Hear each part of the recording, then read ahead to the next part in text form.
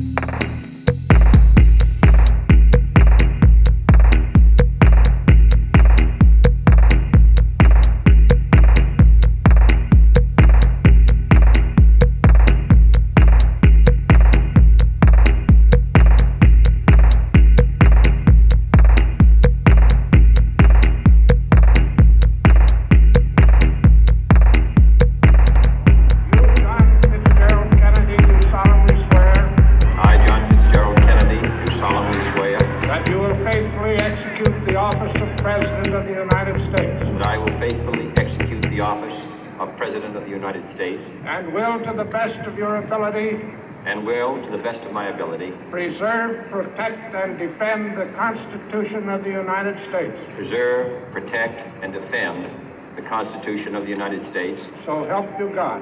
So help me God.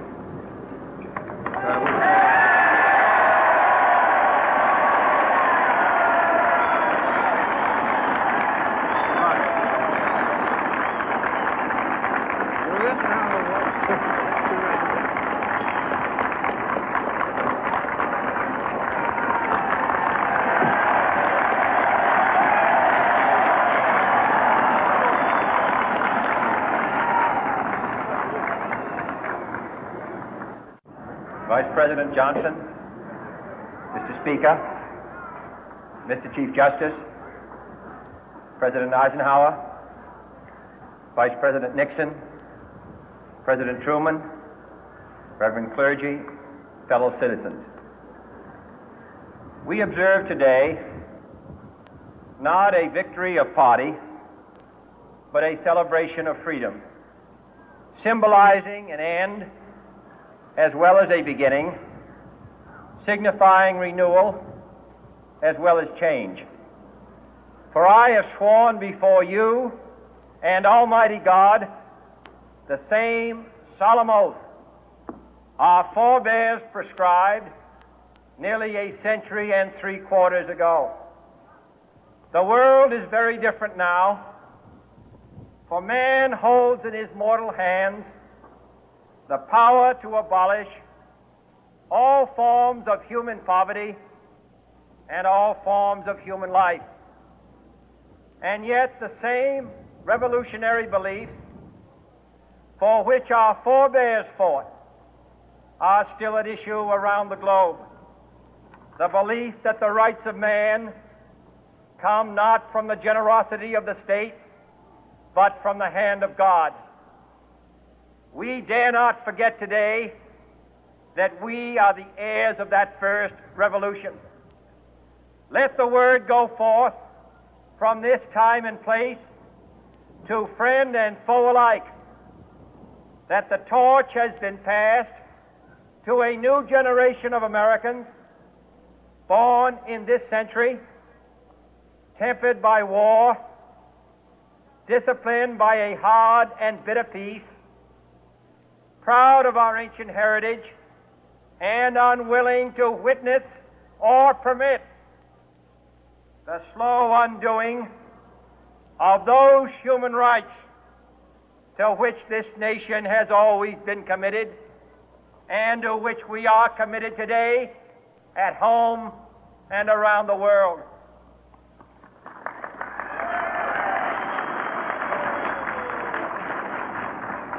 Let every nation know, whether it wishes us well or ill, that we shall pay any price, bear any burden, meet any hardship, support any friend, oppose any foe to assure the survival and the success of liberty.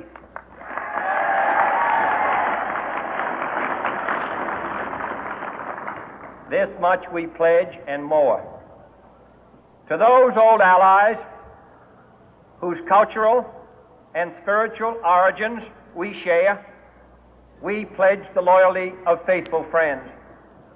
United, there is little we cannot do in a host of cooperative ventures. Divided, there is little we can do, for we dare not meet a powerful challenge at odds and split asunder. To those new states whom we welcome to the ranks of the free, we pledge our word that one form of colonial control shall not have passed away merely to be replaced by a far more iron tyranny. We shall not always expect to find them supporting our view, but we shall always hope to find them strongly supporting their own freedom, and to remember that in the past those who foolishly sought power by riding the back of the tiger ended up inside.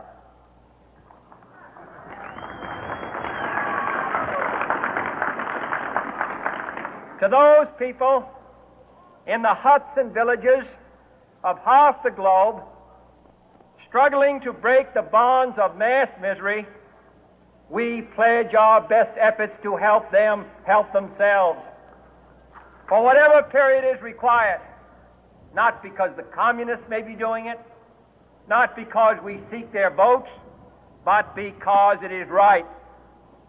If a free society cannot help the many who are poor, it cannot save the few who are rich.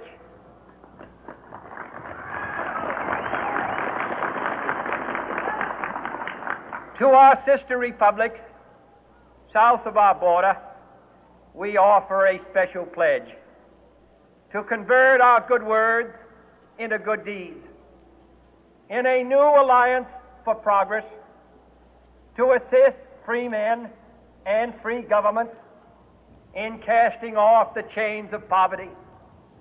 But this peaceful revolution of hope cannot become the prey of hostile powers.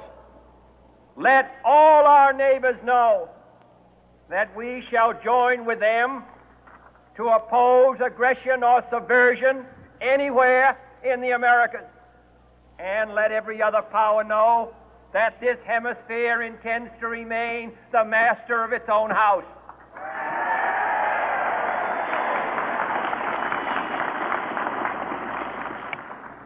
To that World Assembly of Sovereign States, the United Nations, our last best hope, in an age where the instruments of war have far outpaced the instruments of peace, we renew our pledge of support to prevent it from becoming merely a forum for invective, to strengthen its shield of the new and the weak, and to enlarge the area in which its writ may run.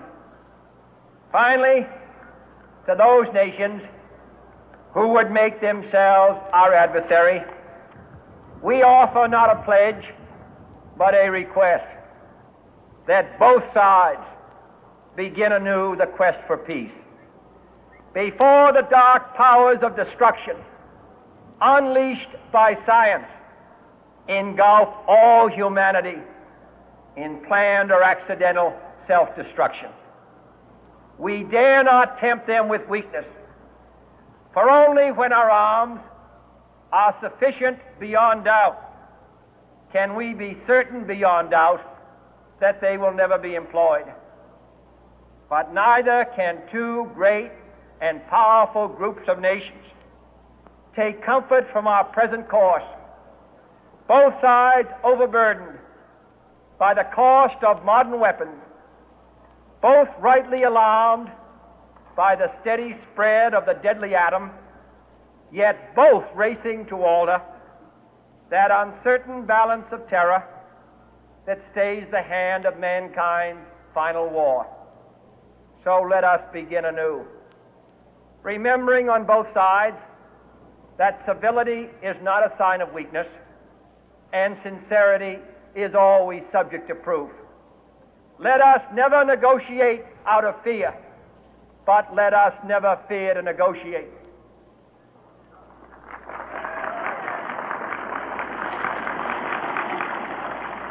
Let both sides explore what problems unite us, instead of belaboring those problems which divide us. Let both sides, for the first time, formulate serious and precise proposals for the inspection and control of arms, and bring the absolute power to destroy other nations under the absolute control of all nations.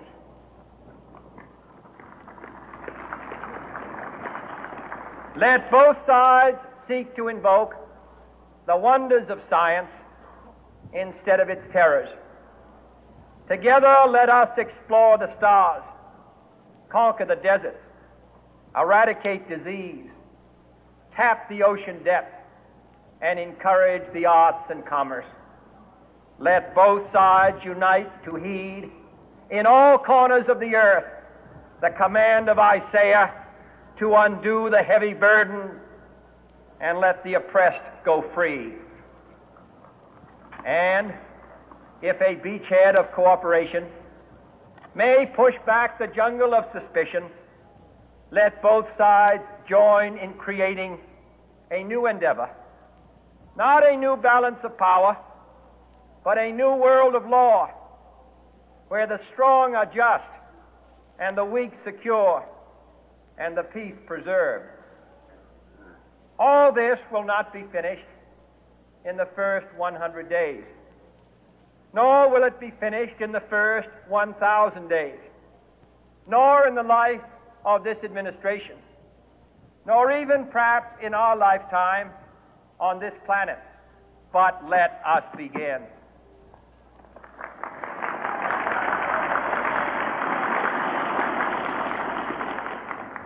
In your hands, my fellow citizens, more than mine, will rest the final success or failure of our course. Since this country was founded, each generation of Americans has been summoned to give testimony to its national loyalty. The graves of young Americans who answered the call to service surround the globe. Now the trumpet summons us again, not as a call to bear arms, though arms we need, not as a call to battle, though in battle we are, but a call to bear the burden of a long twilight struggle, year in and year out, rejoicing in hope, patient in tribulation, a struggle against the common enemies of man, tyranny, poverty, disease, and war itself. Can we forge against these enemies a grand and global alliance, north and south, east and west, that can assure a more fruitful life for all mankind? Will you join in that historic effort?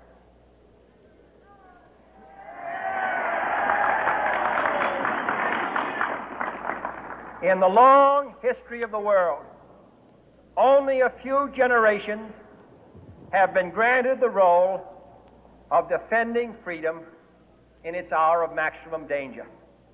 I do not shrink from this responsibility. I welcome it.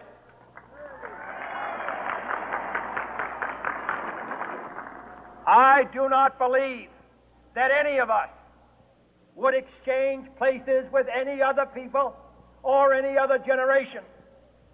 The energy, the faith, the devotion which we bring to this endeavor will light our country and all who serve it.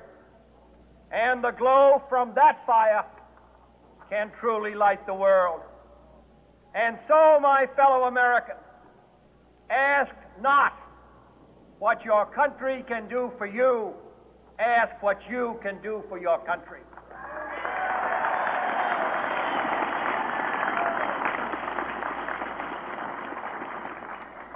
My fellow citizens of the world, ask not what America will do for you, but what together we can do for the freedom of man.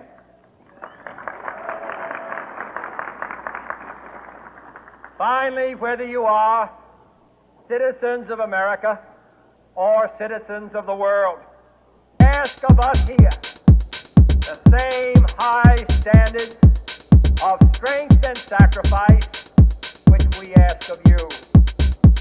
With a good conscience, our only sure reward, with history the final judge of our deeds, let us go forth to lead the land we love, asking His blessing and His help, but knowing that here on earth